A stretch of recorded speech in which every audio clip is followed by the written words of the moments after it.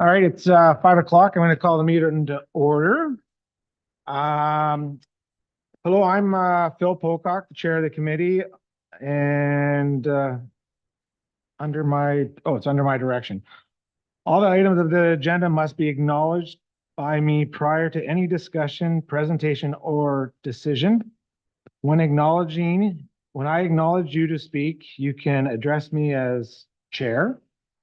Please be advised that all proceedings and decisions of this committee of adjustment are undertaken without bias or conflict of interest. If there's any conflict of interest, members of the committee, including myself, will declare the conflict either at the beginning of the meeting or may declare prior to the application being heard. All members of the audience that wish to speak will be able to do so when acknowledged by myself in accordance to the published agenda. We invite you to speak. When we invite you to speak, please approach the podium at the back of the room, turn on the microphone, wait a second, and then proceed to speak. You'll see a blue light on the microphone. When we ask that all attendants be respectful and speak to the application at hand only. Any topics or discussion that deviate from the application at hand will not be tolerated. All members of the public that wish to speak will be granted a maximum of 5 minutes. Please also note that this meeting is being live streamed to the town YouTube page. And now I'll introduce the committee and staff. At the far back is Ian Rawlings, the junior planner. Beside him is Rita Jabbour, manager of planning services. Beside her is Doreen Lester, committee member. Corinne Chason, planner, senior planner. To my far right is Matthew Child, committee member. Beside him is William Baker, also co-chair and committee member. And to my immediate right is Marcia Bakta, and she is the secretary. And I'm Phil Pocock again. And now the land acknowledgement. Oh, and coming in late is Dan, and also committee member. Thank you, Mr. Chair. So just going to read the land acknowledgement. We acknowledge that this land is the traditional territory of the Three Fires Confederacy of First Nations, comprised of the Ojibwe, the Ottawa, and the Potawatomi people, and of the Huron-Wendat peoples. We value the significant and historical contemporary contributions of local and regional First Nations and of all the original peoples of Turtle Island who have been living and working on this land from time immemorial. Any declaration of conflict of interest? Not seeing any. I'll move to a published agenda. Committee of Adjustment meeting, April 16th, 2024. Anything to change? Doreen? Oh, you're good. Motion by Doreen, seconded by Bill. All good. All right. Minutes from March 19th. Anything to change? Moved by Bill, second by Doreen. And now we'll go to the applications, B0724. And Ian's going to be presenting.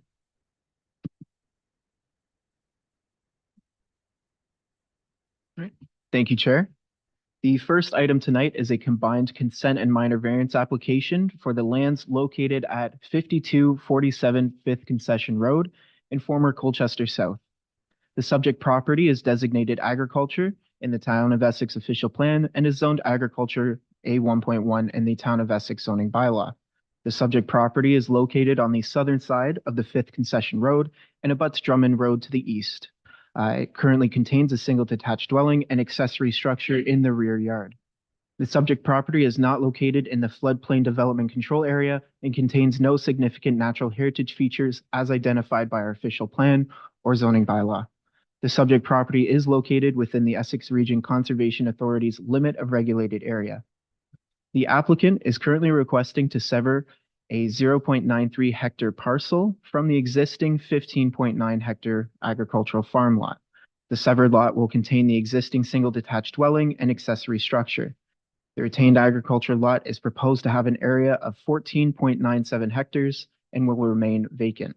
The purpose of the lot creation is to separate the existing dwelling deemed surplus to the needs of the existing farming operation.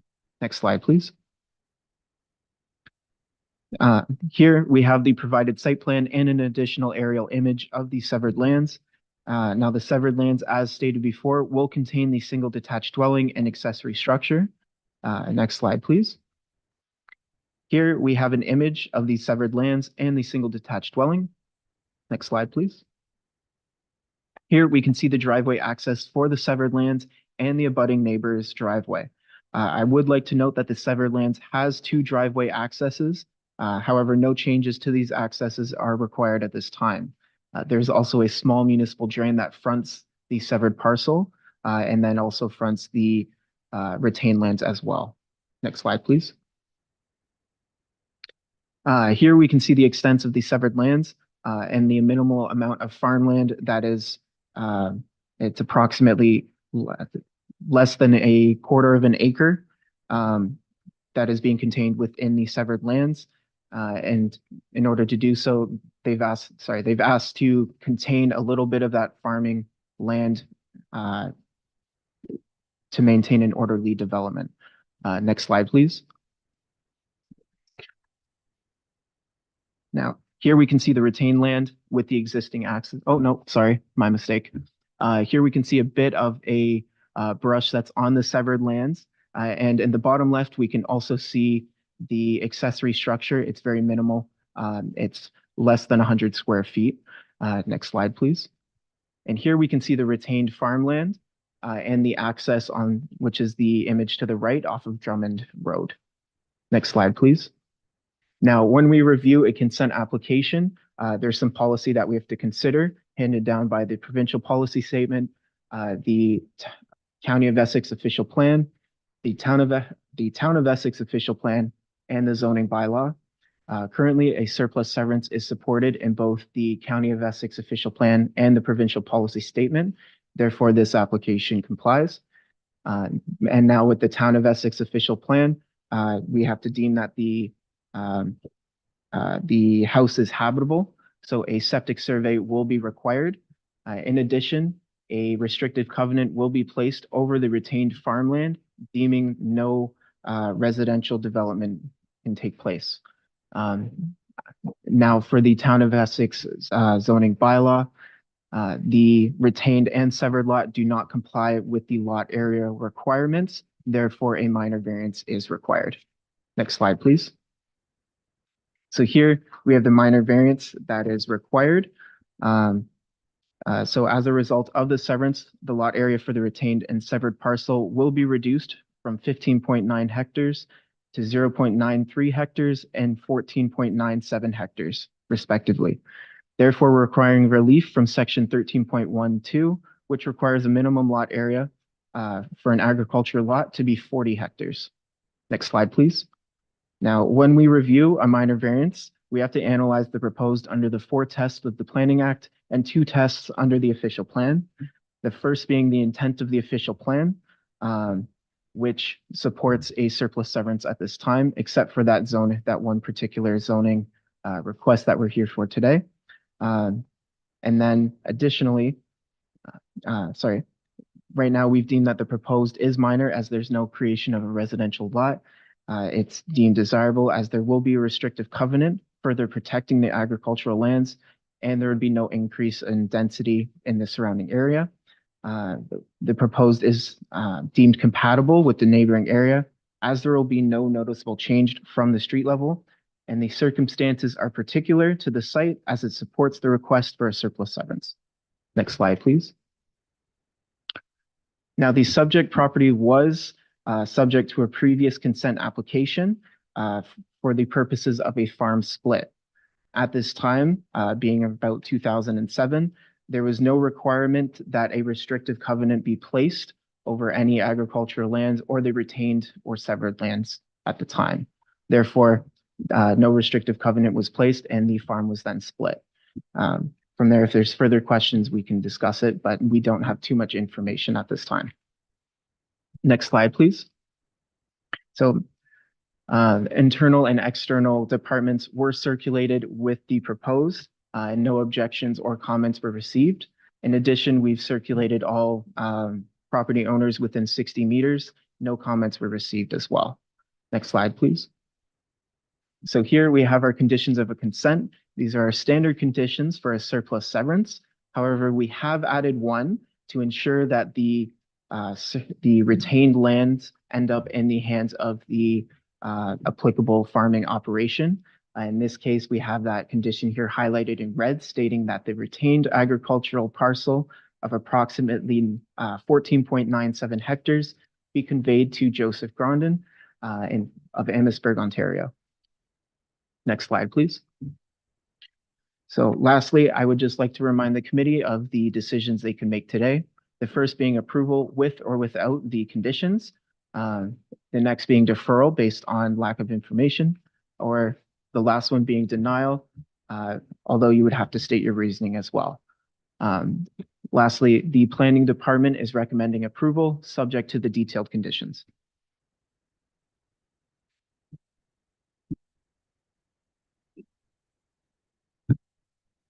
Joe, do you have anything else to add? Not there. Any questions from the committee? Go ahead there, Bill. Thank you, Mr. Chair. Actually, comments are really just to administration, and I think I had two questions earlier today, and they cleared them up with regards to the previous severance, which we had here. I guess in terms of the additional condition that's been put on, because of our provincial policy statement talks to ownership. We don't have ownership of this at this particular time. How strong is this condition should they meet all the other conditions within a period of time, and then the sale changes to another hands as opposed to this individual and with regards to owning farmership, owning other operations? I guess I don't know the strength of it, and do we need to be more specific to the actual corporation that is going to purchase it? Those are my questions.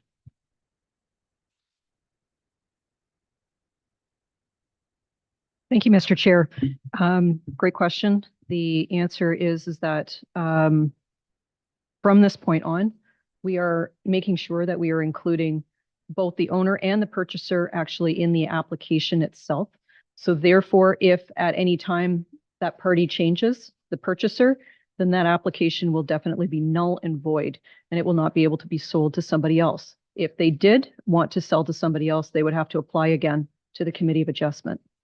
The other item is that this condition being specific to the name will be actually included in the conditions list as well. So it's also the fallback to putting that detail in that condition to make sure that it is upheld. Okay.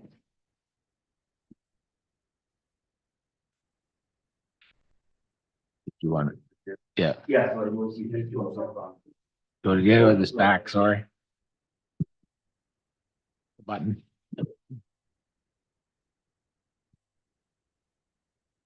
As you talk? Okay. Yeah, sorry, it said Joseph Grondin to purchase, and it's actually Grondin Farms Limited, but just to clear that up. So.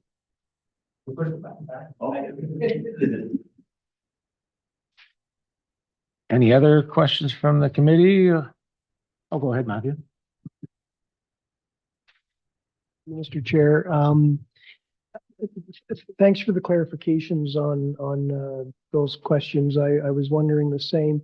The only other question I had, I don't know, Marcia, if you can scroll back to the top of the deck with where the air photo was. It doesn't come through perfectly on this slide, but it's maybe the best one to sort of illustrate my question. Yeah. So the subject property is, the top of the air photo is north. At the northwest is the subject property, and there's a bump out. Like it extends further south than the adjacent residential parcel, which is roughly equal to the parcel further to the east. And I'm wondering if, are there any, why that bump out? Like I would have thought for agricultural purposes, it'd be better to square that off, that north end to the extent possible. Are there any structures on the lot that's in the northwest? Can someone help me understand that? Thank you. Mr. Chair, Mr. Joe Grondin can probably answer that question best. Joe, if you want to go back to the delegations. Thank you.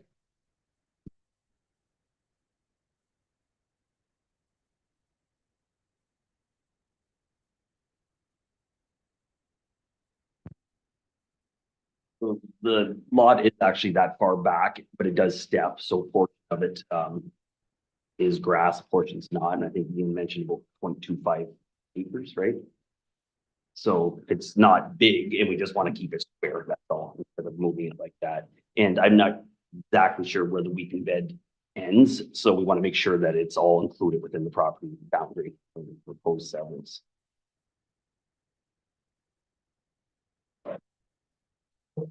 Well, from a farm operations point of view, you're satisfied Yep. with the proposal? Okay, thank you.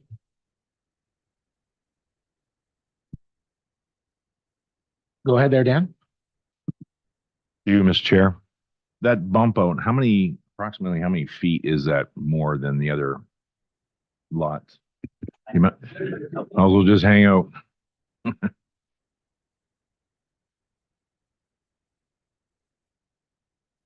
I'm not sure exactly how many feet it is, but it's not a lot. Oh, I did. Yeah, sorry, I'm not sure how many feet it is exactly, but I think it's like 25 or 30, something like that. I didn't measure that portion. Can you measure it online, Ian, real quick? Or-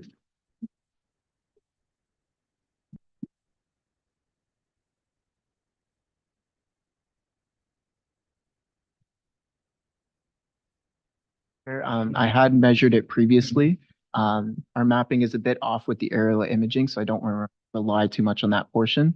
But it does, that entire section of farmland is roughly a quarter of an acre, if that helps in making that decision. So it was roughly around 35 feet.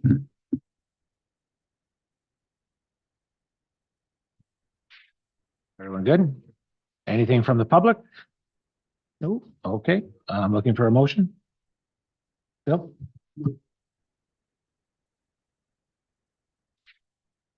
I'll move both applications, the consent and minor variance. Seconder? Dan seconding. All in favor? Okay, there, motion. Friendly amendment that we substitute, as Mr. Godden has suggested, the legal name of the entity, as opposed to Tim as an individual. And it was it Grondin Farms Limited or Inc.? Thank you. Other than that, everything good? All in favor? Anyone opposed? Nope, all good. Motion carried. Thanks, sir. You're welcome to leave or stick around. All right. Oh, we got to do a motion. Oh, you both. Okay. So now we're going to go to application A424, 255 Wellington Street, Harrow Center.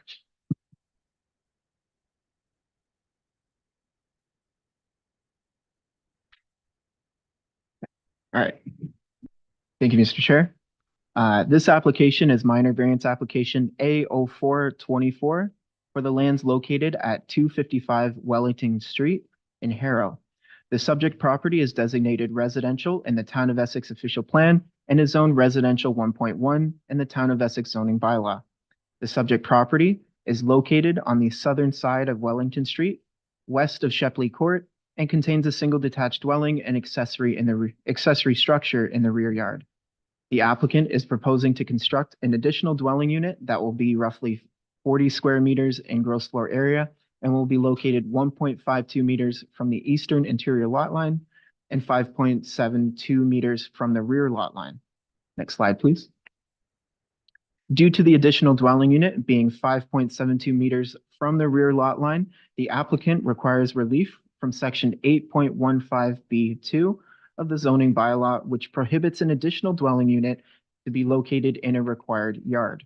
As the subject property is zoned residential 1.1, section 14.17 requires a minimum rear yard setback of 7.5 meters. Therefore, the relief requested is to encroach 1.78 meters into the required rear yard. Next slide, please. Here we have the site plan of the proposed additional dwelling unit that also details all required parking spaces for both the additional dwelling unit and the single detached dwelling. This site plan also details that the ADU will be 4.4 meters in height. Next slide, please. Here we have the image of the subject property. Next slide, please. And then here we have the location of the proposed additional dwelling unit. Next slide, please. Here we have some more images of the rear yard. Excuse me. And I would like to note that there is a fence that surrounds the rear yard that varies in height, being from 5.5 feet to 6 feet, but it entirely encompasses the rear yard, providing some privacy and screening from neighboring properties. Next slide, please. All right, and here we have the view of the neighboring properties. The image on the left is the properties to the west of the subject lands, and the image on the right is of the properties to the east of the subject lands. Next slide, please. Now, this image is also of the neighboring properties, just to give those viewpoints, and this shows the neighboring properties to the south. Next slide, please. And then here you can see an access that's available on the east side of the property to get to the rear yard, which is how you'd be able to access it for construction. Next slide, please. And then here we have that from the inside of the property. Next slide, please. Now, when reviewing a minor variance, we have to analyze the proposed under the 4 tests provided by the Planning Act and 2 tests under the official plan. The first being that the intent, the first being the intent of the official plan. Now, the official plan details that the additional dwelling units and accessory structures require amenity space, privacy, and access to municipal and emergency services, but further delegates these responsibilities to the zoning bylaw. Therefore, the intent of the official plan is maintained. Now, the intent of the 7.5 meter rear yard setback is to ensure private amenity space is provided and an adequate amount of separation between neighboring uses is established. The subject property is surrounded by residential uses of similar density and massing. Amenity space is still provided on the western portion of the subject lot, and circulation and fire separation remain in good standing. Lastly, the property contains a privacy fence that borders the eastern, southern, and western lot line, ensuring a capable buffer. And the ADU is restricted to a single story, measuring 4.4 meters from grade to the peak of the roof. Therefore, we believe the intent of the zoning bylaw is maintained. Now, the subject property will still satisfy items such as lot coverage provisions and all other setback requirements. Amenity space is still provided as stated. The ADU remains 1.8 meters from the main dwelling as to maintain circulation and proper fire separation. The ADU maintains a setback of 1.52 meters from the side lot line, further providing privacy from the neighboring properties as a setback of only 1.2 meters is required. And lastly, when compared to an accessory structure, the ADU is reflective of the height, gross floor area, and typical size of the accessory structure. And our typical accessory structure would not require variance for its construction. Therefore, we believe the variance would be minor. Now, the variance is deemed desirable as it is in line with legislation that mandates intensification where full municipal services are available. Therefore, no other appropriate locations for the ADU have been found, and the proposed ADU abides by all other zoning regulations within the residential 1.1 district. The proposed ADU located in the rear yard will not impede on the established character of the neighborhood. The size and location of the ADU will resemble that of a typical accessory structure that is permitted on a residential lot within this subject neighborhood. The privacy fence detailed previously surrounds the property on all sides and screens the property from the street level. And the ADU is restricted to a single story, further minimizing any visual impact. An additional parking space is also required and provided, therefore not increasing traffic or parking. The variance is also deemed necessary in order to accommodate an ADU as an accessory structure on a residential lot with an irregular shape. The subject lot also, this also prevents the ADU from encroaching closer to the main structure, further requiring fire separation and amendments to their plan. Next slide, please. So we have circulated all internal and external agencies. One comment was received from the Essex Region Conservation Authority stating no objections. Next slide, please. Now, we have circulated all property owners within 60 meters of the subject site. And at the time of writing my report, 5 comments in opposition were provided. And since the report has been released, 5 additional comments were provided and circulated to the Committee of Adjustment members. Should the chair require that these comments be read, our Secretary Treasurer is prepared to do so. However, prior to, I would like to address some of the common themes which have been included. And this includes impact to drainage, impacts to neighboring views and sunlight, and the general use of an additional dwelling unit. Now, the application is maintaining the required lot coverage, and Infrastructure Services has provided no objection to the proposed. Therefore, we anticipate no impacts to the drainage capabilities of the site, and no impacts to the views and sunlight are anticipated because the proposed ADU is of similar mass to that of a permitted accessory structure in the R1.1 zone. Should this structure have been brought forward as an accessory structure only, it would be granting a building permit and not have to come to planning. Lastly, the use of an additional dwelling unit in a detached structure is a permitted use across the R1.1 zone and is in line with items such as Bill 23 and other items such as our official plan and zoning bylaw. Next slide, please. Lastly, I would like to remind the committee of the options they have moving forward. The first would be to approve the application with or without conditions. The next would be to defer. And lastly, would be to deny the application while stating the reasoning. With this, planning supports this application and is recommending approval. Thank you. Ian, Ms. Bondi, do you have anything to add to Ian's presentation?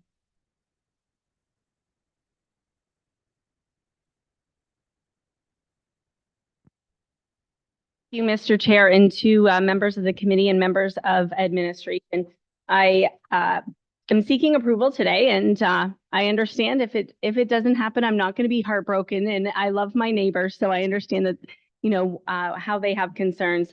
I have done a lot of work on this, and I really want to lead by example. And really where it started was the town of Essex joined ADU Search, which was a website where you could pull up if your home would allow an ADU. And it gave, green, yellow, red if the home allowed it. And mine automatically popped up green.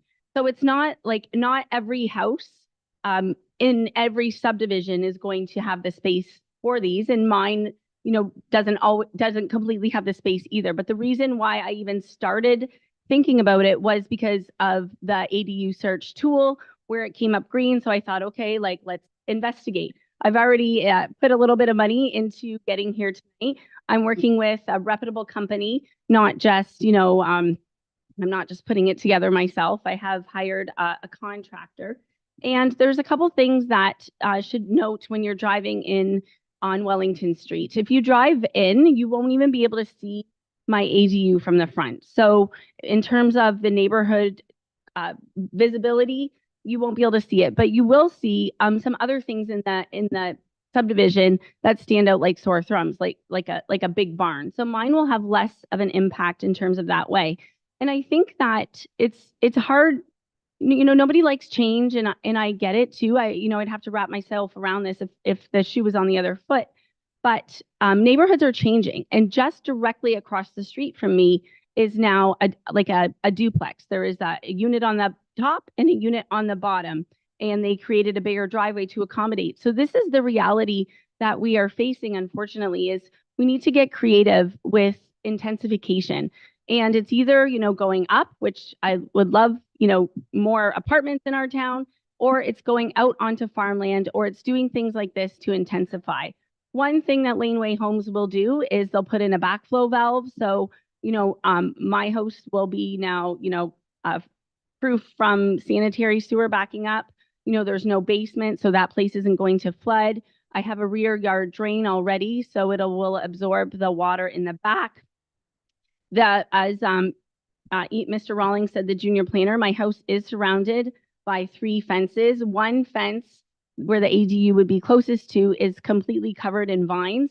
So it's a sound barrier, and it is also like you can't see through it. The vines are lovely. I love them on all three, not because I don't like my neighbor, just because the vines are beautiful.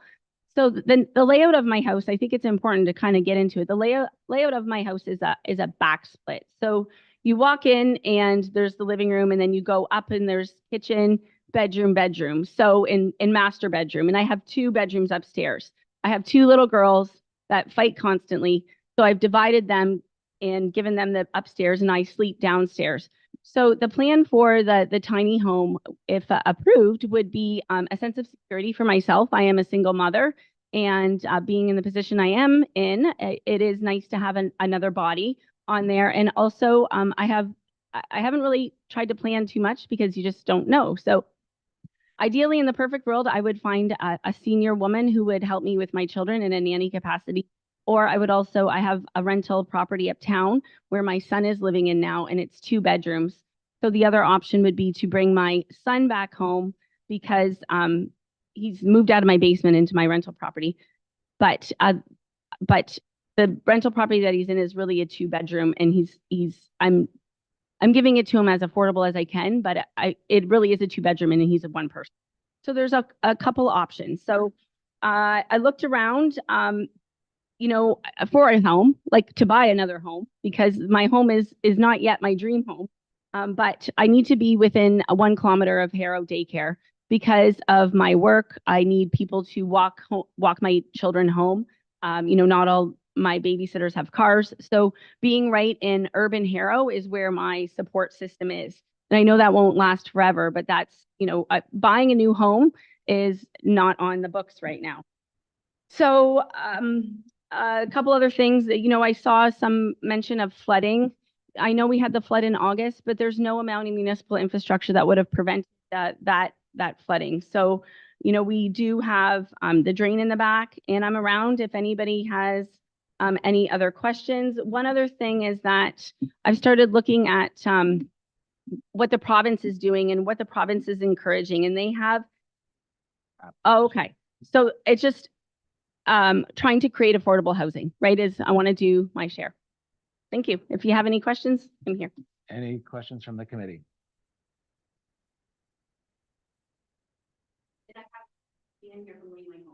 Okay.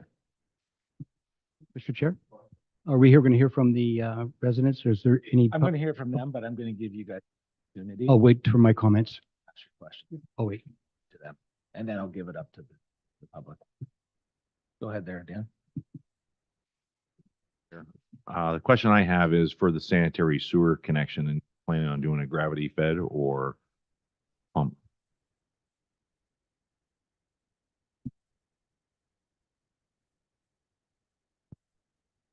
This particular application is gravity fed to the main house.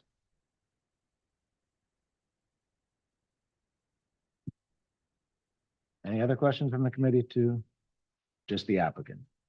Not seeing anything. Anyone from the public want to speak? Go ahead there, Corinne.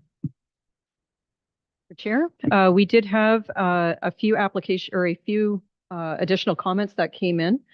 They were sent to the committee and also the applicant as well, as per protocol.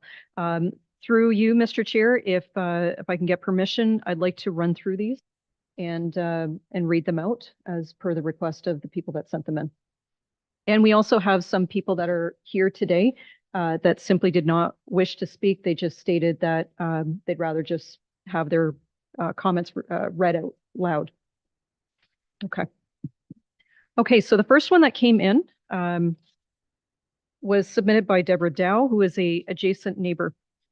And she speaks to the primary issues raised by the abutting owners are related to loss of sunlight, privacy views, spacing, openness, which will result from mass, height, and bulk of the proposed building. There may also be issues with drainage, traffic, and noise.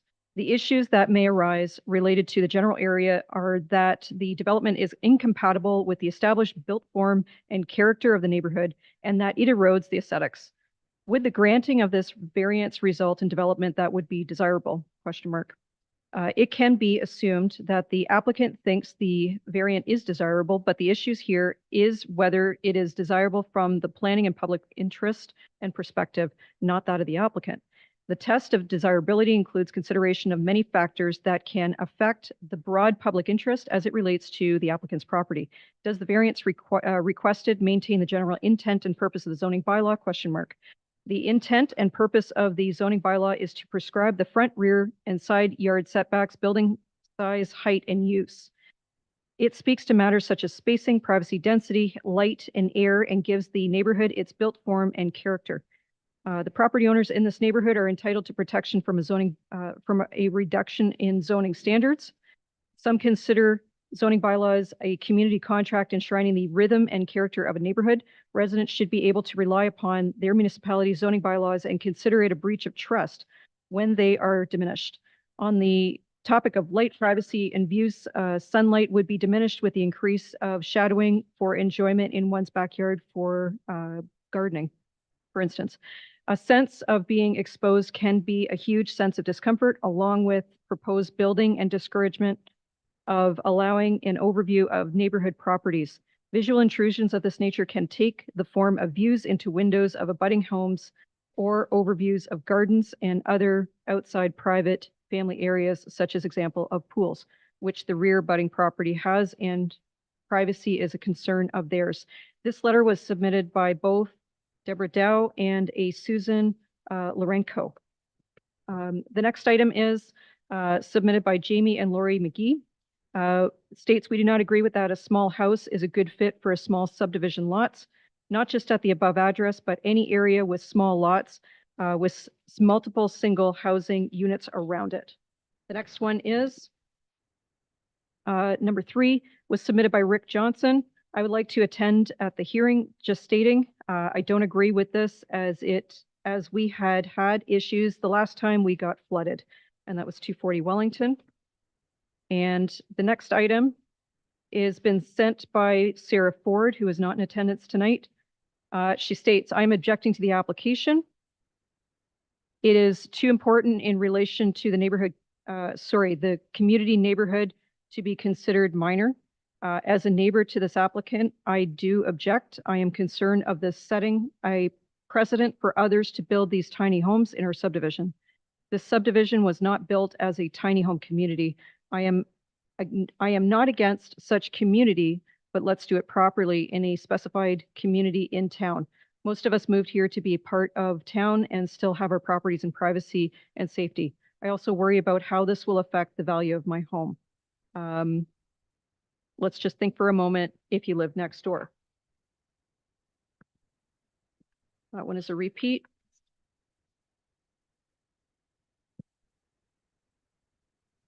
And just a couple items here. The granting of this one is from Julie Edwards and Steve Baker. The granting of this variance will set precedent and could lead to other similar requests being submitted, casting and overcrowding of the area.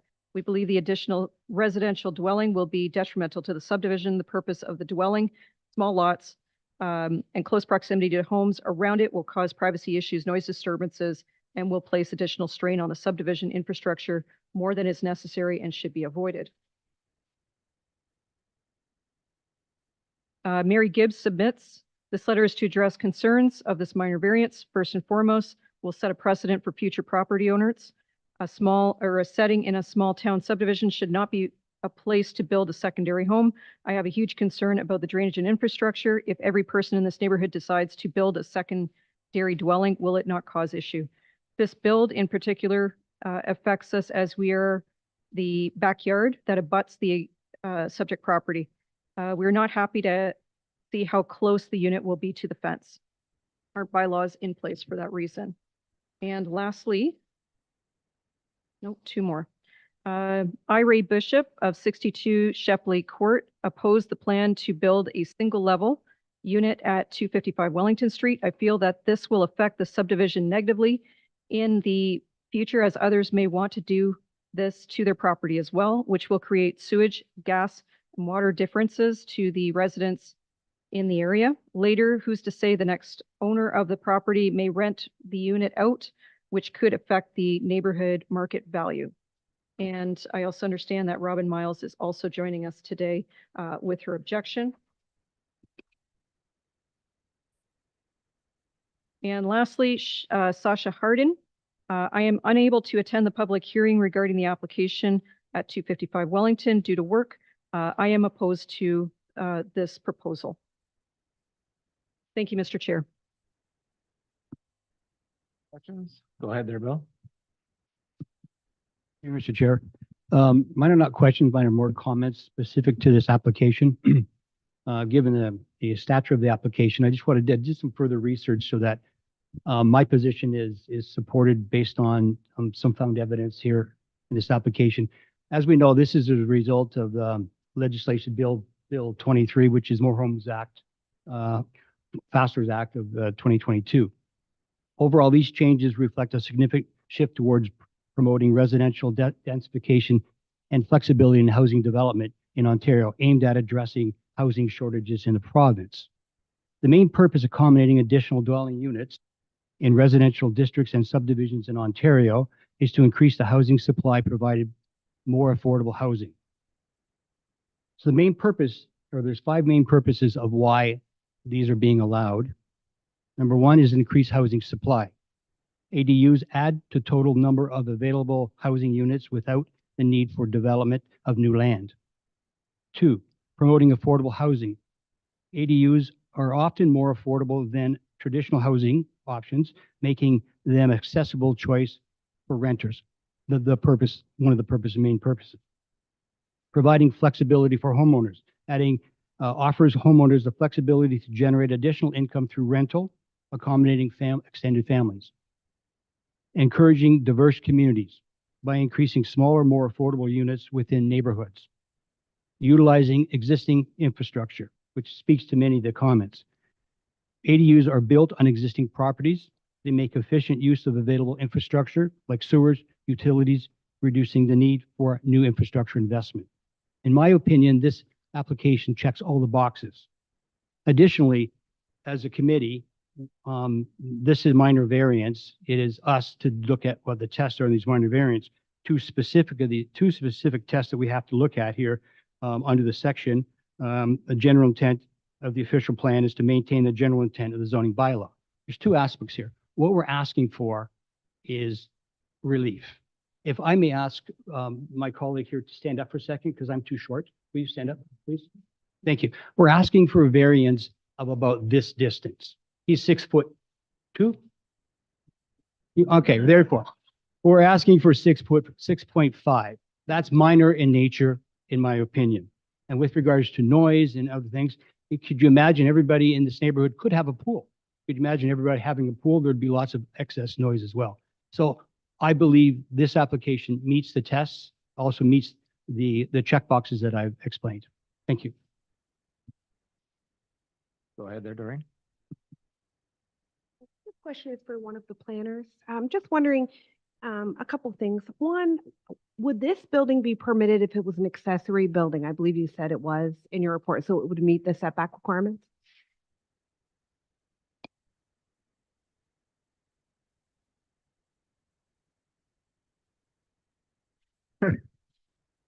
Through you, Mr. Chair, yes, if it was an accessory structure only, it would be permitted. And my second question, Rawlings, is what is the lot coverage, the total lot coverage with this dwelling and the main dwelling? And what is the lot coverage permitted, maximum lot coverage permitted on the property? Through you, Mr. Chair, the total lot coverage permitted on the property is 40%, whereas right now with everything, so the accessory structure, the single detached dwelling, and the ADU, this would be 31.5%. So in theory then, if Ms. Bondi decided to put a large addition on her house, it could be quite a bit larger than the existing she could add potentially multiple bathrooms instead of just one and cause more of a strain on the infrastructure? Through you, Mr. Chair, yes, that is correct. Any other questions or comments? I'm not sure. Can you go to the podium? You weren't here when we were here. All right, thank you. And also, could you announce your name and address for the records, please?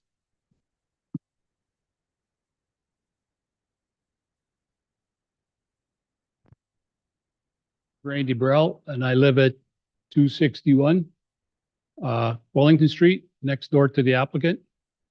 And a couple of my questions and concerns are, when they plan on building this unit, how are they going to get all the materials to the site that they have to get it to? The other question is, you say that there's drainage. Now, is there drainage to every yard that's there? Is the drainage big enough to allow for the extra stress of that unit as well as all the water that normally comes there? Or to the question to the applicant on the first one? You'll have to go and stand as well.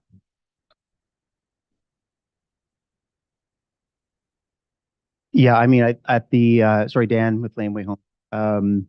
I believe in the initial presentation, they showed the access points. So perhaps they could show that picture again, but that is where the access will be.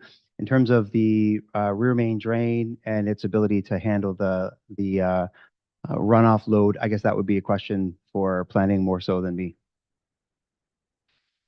What, Ian? Mr. Chair, prior to answering the infrastructure comment, we're just going to wait on screen for that access to be shown. Yeah.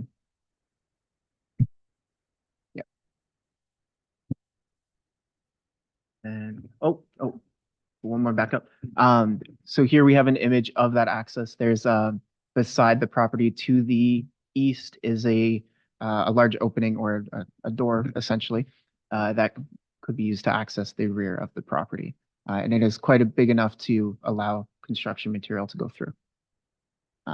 Now, as for the question about infrastructure, if regarding drainage, we have a total lot coverage amount being 40% for the R1.1 district, and that is for all of the R1.1 zone, and that accounts for all built development and to ensure that there's no significant impacts to drainage capabilities. So our sewer systems are designed for over 40%, for you to cover over 40% of your lot, but we cap it at 40 for certain structures such as additional dwelling units, accessory structures, and single detached dwellings. So this is accounted for at this time. Thank you.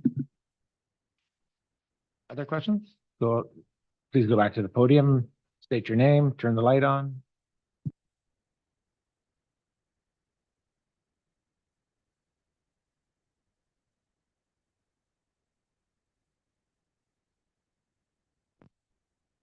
My name is Diane Bale, and I'm a realtor with Valente Real Estate. I'm the realtor for Randy and Charlene Burrell, who are direct neighbors to Sherry Bondi. I'm also the sister.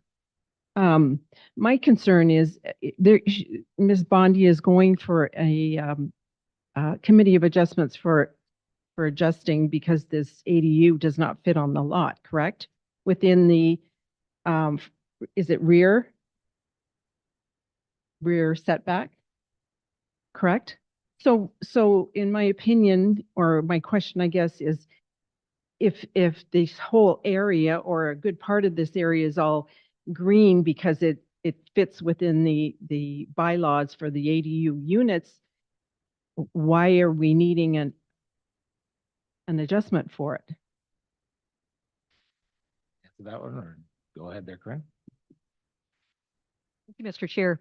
So the configuration of this lot, because it has an irregular skewed backyard alignment, that is why the applicant approached us to look for relief. The purpose and reason for the committee of adjustment as a whole is to consider potential relief from the zoning bylaw. Zoning bylaw is a document that is law. It's very rigid. So the committee is always set up to consider certain site-specific situations and to look at what is the impact of the relief that is being requested. After Mr. Rawlings has gone through the 4 tests of a minor variance, that is 4 tests that are set out through the Planning Act at the Ontario government level. We run through those policies with all applications to determine if we are, as staff and planners, to support the application, and then we bring that forward to the committee here. Through hearing all of public commenting and through discussion, we look at what is the impact of the proposal. Not all properties will have enough room to have an ADU, but this committee is allowed to consider some small questions of relief. Okay, so proposals of relief. This is something that is deemed minor in our assessment as the planners from the town of Essex. It is 6.75 feet that we are asking for relief in this case, which is deemed minor. We do not compare to other proposals, but that amount of relief is actually even less the more that you travel down to the eastern limit of the property. So it's actually, the 6.75 is actually at its closest point. And then the other corner of it is actually, they have 22 feet. So they'd only be asking for roughly three feet of relief on the other end. They are satisfying all other setback requirements, in this case, including lot coverage as well. Thank you, Mr. Chair. Go ahead. Yeah, that's fine. Sorry, and that 3 feet is on the east side, or is that on the north or south side? Through you, Mr. Chair, if my alignment is correct, where the roadway is north, then the east side would be on the area where they're only asking for 3 feet of relief. Okay, so the amount of relief is actually right in the center of the property, and it is only 6.73 or 75 feet in size. Thank you. Oh, okay. So if you're doing an allowance with the Committee of Adjustments on this property, what's to say that not each and every property that does not conform does not go to Committee of Adjustments, and then you have all these additional units where they typically wouldn't be? And that is a great question. As Bill 23 brought in this opportunity for people to expand and have more opportunities to have units on their property, it is predicted that we will see more proposals at the Committee of Adjustment asking for relief. So again, through each one of those new applications that'll be coming through to the committee, we will be analyzing each and every one of those applications to see what their impact is. And it is up to the committee here to listen to all comments and to move forward with an application that satisfies the intent of the official plan, the intent of the PPS, and also the zoning bylaw, the general intent of the zoning bylaw. So we do look at impacts. We are anticipating probably several more types of applications like this. But again, some may ask for a significant amount of relief, and it would be to a point where staff may not be able to support it because it is too significant of an amount or an impact. So in this case, we do feel that it is minor in nature. Thank you. Okay, and just one second, is there anyone else who wants to ask? Why can they not stay within the setbacks that are allowed right now? The applicant was approached, the applicant has approached us with a design from a manufacturer. So it's more or less a kit in a certain type of design. So it was a certain size. One of the things in the building code, though, is that you have to remain 6 feet from a residence, a main dwelling. That is part of the reason why the applicant has approached us, because through fire code and through the building department, she cannot push this ADU any closer to the house. It is at that minimum distance from the house already. So therefore, the easiest or the less impact of relief being requested is from that backyard, because typically there's 25 feet. And in this case, they still have 18.75 feet of setback. And that's why this is considered minor. She cannot push this forward over to the single family dwelling, and she is restricted due to the kit design and layout. And the applicant can answer any questions regarding that as well, Mr. Chair. Thank you. The applicant wanted to add to. Within the setbacks with a smaller unit.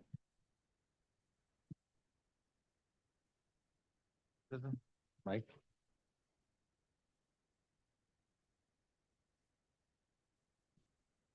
Thank you. So I chose Laneway Homes because they have a good reputation, and I was able to view some of their additional dwelling units. And 435 feet is pretty small, and they also have options. And so it's an affordability aspect for me too. My model is the Iris, which is the smallest one they do. So if I was to ask for any custom builds, it would increase the price, which I'm trying to make it cost, affordable for myself. So I hope that answers your question. You had one question?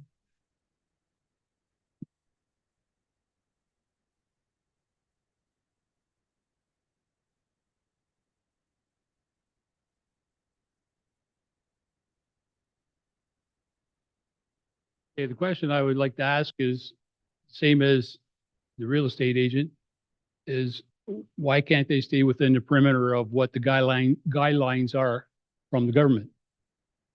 They can change the shape of the house, whatever they want. I understand it's gonna be more cost to her, but the other way, you're putting a strain on everybody else in the neighborhood.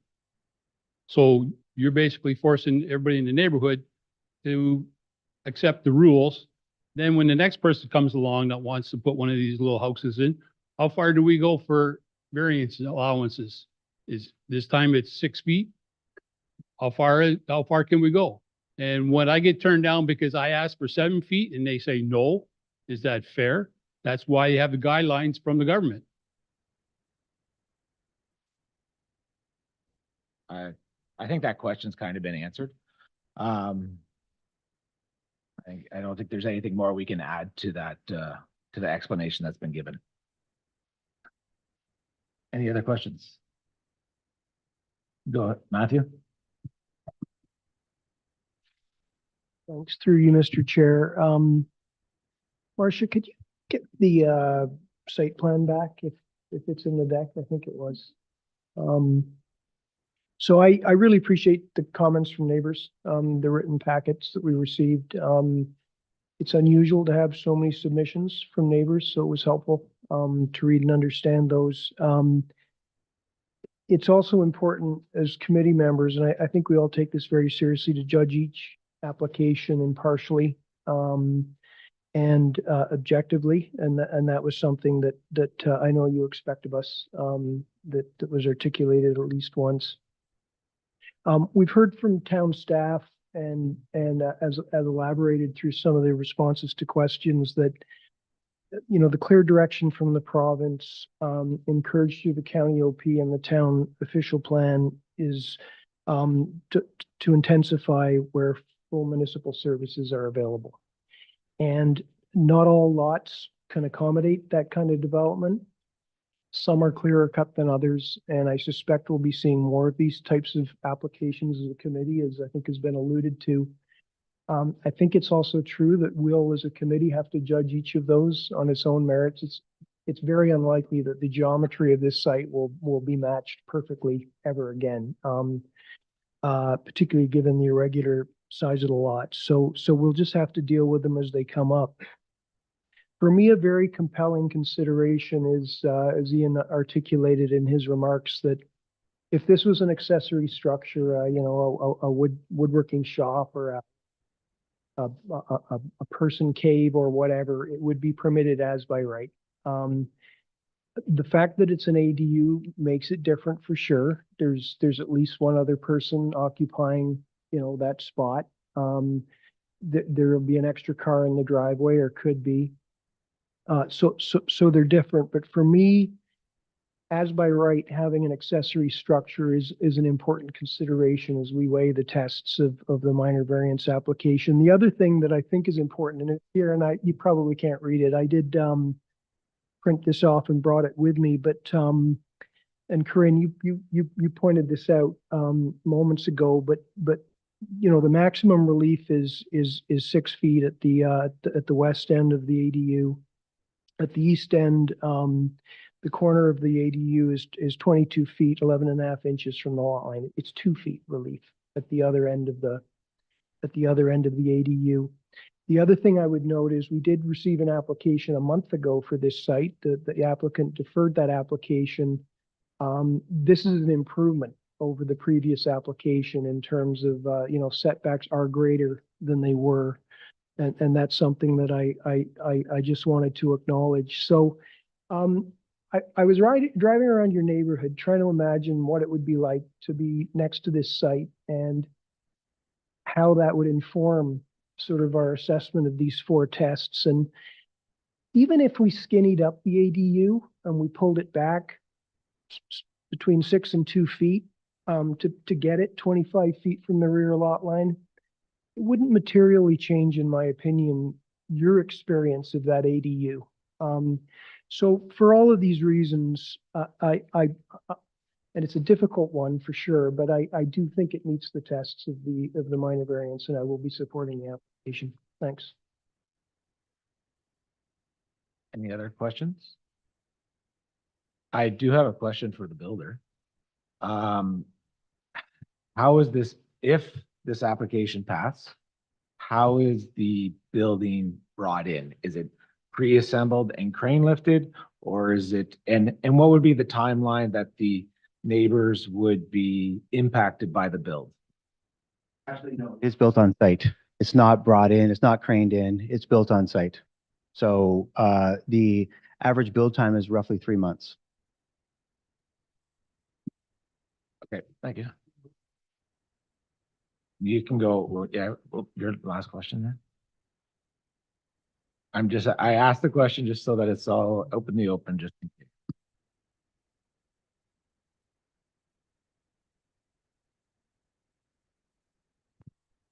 It is about the building materials coming into the site. You say everything's coming through the entrance of the gate. But how are you planning on bringing in the crushed stone, the concrete, everything else that needs to be come through? If it's trussed or not trussed, how are they coming in through the site, into the site? Those are my questions. And again, my concern is the drainage in the back. From that, the builder will manage the drainage at the end of the thing, and they'll have to be staying within their own property. I don't see why that would be any different for bringing any sort of concrete or stone or any building material would all be going through that room, that gate, as well as staying on the applicant's property if this application is approved. So, any questions or any further questions? Anything new, I guess, should I say? Not seeing anything. I'm looking for a motion. Motion by Bill. Seconded by Matthew. Looking for the vote. All in favor? Anyone opposed? Motion passed. And now, motion to adjourn. Now, Bill and Dan. There you go. All approved. Good. Thank you.